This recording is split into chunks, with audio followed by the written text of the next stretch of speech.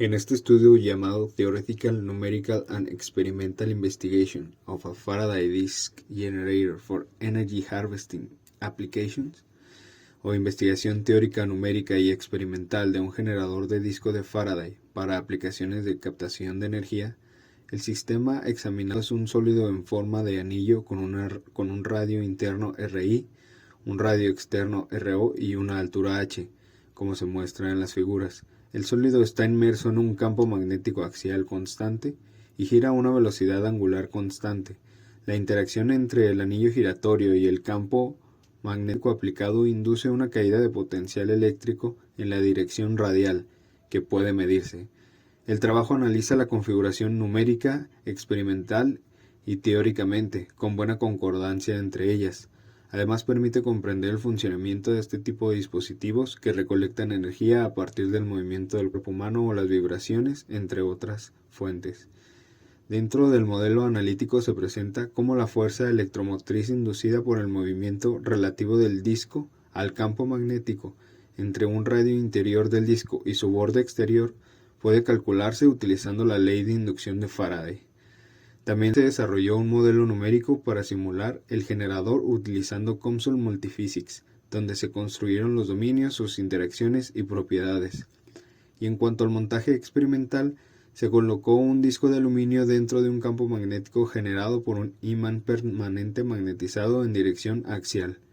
El disco de aluminio situado delante del imán es girado por un motor de corriente continua de 12 volts y una resistencia de carga fabricada en aluminio se colocó entre sus terminales. Se realizaron pruebas para 4 velocidades de rotación dadas donde el campo magnético fue el mismo entre ellas y las variables obtenidas fueron principalmente la velocidad de rotación, la corriente inducida y la resistencia de carga.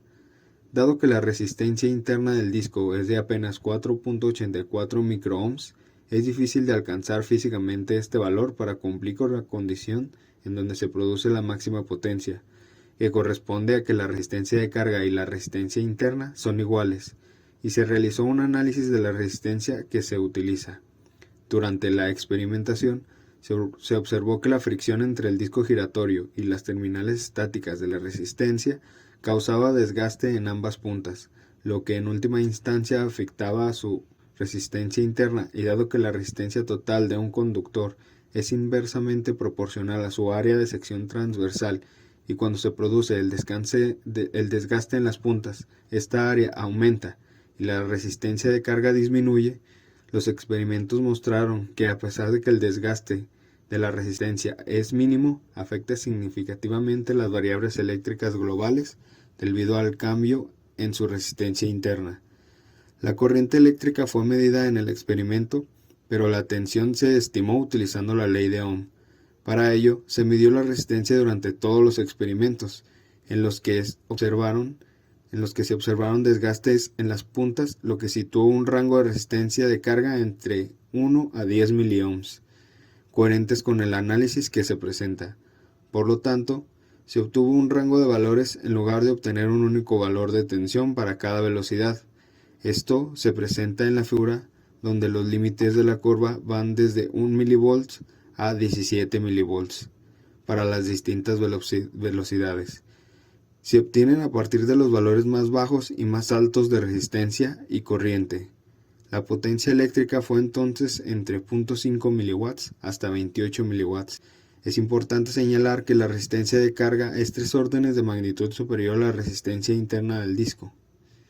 La validación de los dos modelos teóricos con los resultados experimentales se basa en la corriente inducida medida, la tensión y la potencia eléctrica estimadas en condiciones de carga. Estos resultados muestran una buena concordancia entre los resultados analíticos y numéricos, con un error inferior al 2.3%. La resistencia utilizada en el modelo analítico y numérico fue de 5 miliohms, que se encuentra dentro del rango observado experimentalmente. Sin embargo, existe una diferencia de entre 18 al 43% entre los dos modelos, analítico y numérico, con respecto a los resultados experimentales. Aunque los resultados teóricos muestran una buena concordancia con los resultados experimentales y son susceptibles de mejora, El enfoque descrito en este trabajo para investigar un generador de disco de Faraday es de gran interés para fines educativos, y el montaje experimental puede implementarse en cualquier laboratorio escolar, permitiendo una investigación sistemática de las diferentes variables. Y en cuanto a los resultados experimentales, la construcción y caracterización de la resistencia de carga y la técnica utilizada para la caracterización eléctrica del sistema son las principales aportaciones de este modelo. Este trabajo proporciona una metodología para construir y caracterizar un disco de Faraday que ayuda a comprender los fenómenos de generación de electricidad que puede escalarse a geometrías pequeñas con el objetivo de alimentar dispositivos electrónicos de bajo consumo en la escala de miliwatts. Además, este dispositivo puede implementarse fácilmente en el laboratorio, proporcionando un valioso recurso didáctico en el que pueden investigarse sistemáticamente diversas variables.